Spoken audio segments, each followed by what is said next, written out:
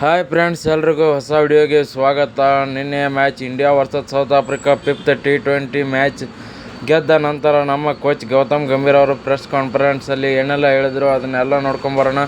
ಅದಕ್ಕಿಂತ ಮುಂಚೆ ನೀವು ನಮ್ಮ ಚಾನಲ್ಗೆ ಹೊಸಬರಾಗಿದ್ದರೆ ಈಗಲೇ ಸಬ್ಸ್ಕ್ರೈಬ್ ಮಾಡ್ಕೊಳ್ಳಿ, ಹಾಗೆ ಪಕ್ಕದಲ್ಲೇ ಇರೋ ಬೆಲ್ ಐಕಾನ್ ಮೇಲೆ ಆಲ್ ಅಂತ ಕ್ಲಿಕ್ ಮಾಡ್ಕೊಳ್ಳಿ. ನಾವು ಯಾವುದೇ ಹೊಸ ವಿಡಿಯೋ ಅಪ್ಲೋಡ್ ಮಾಡಿದರೂ ಮೊದಲು ನಿಮಗೆ ನೋಟಿಫಿಕೇಷನ್ ಬರುತ್ತೆ.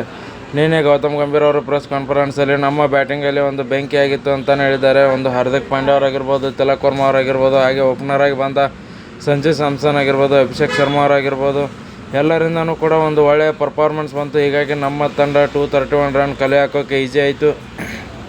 ಹಾಗೆ ಬಾಲಿಂಗಲ್ಲಿ ನೋಡೋದಾದರೆ, ಬಾಲಿಂಗಲ್ಲಿ ಏನು ಅಷ್ಟೊಂದು ಸ್ಟಾರ್ಟಿಂಗಲ್ಲಿ ವಿಕೆಟ್ಸ್ ಬರಲಿಲ್ಲ, ಬಟ್ ಆಮೇಲೆ ಒಂದು ವಿಕೆಟ್ ಬಂದಮೇಲೆ ಬ್ಯಾಕ್ ಟು ಬ್ಯಾಕ್ ವಿಕೆಟ್ಸ್ ಬರೋಕ್ಕೆ ಸ್ಟಾರ್ಟ್ ಆಯಿತು. ಬಟ್ ನನಗೆ ನಂಬಿಕೆ ಇತ್ತು ನಮ್ಮ ಬಾಲರ್ಸ್ಗಳು ಹೊಡೆಸ್ಕೊಳ್ಳಲ್ಲ, ಮ್ಯಾಚ್ ಗೆದ್ದೇ ಗೆಲ್ಲಿಸ್ತಾರೆ ಅಂತೇಳಿ. ಹೀಗಾಗಿ ನಮ್ಮ ಟೀಮ್ ಇಂಡಿಯಾ 30 ರನ್ನಿಂದ ಗೆದ್ದು ಒಂದು ಐತಿಹಾಸಿಕ ಬರೆದಿದೆ ಅಂತ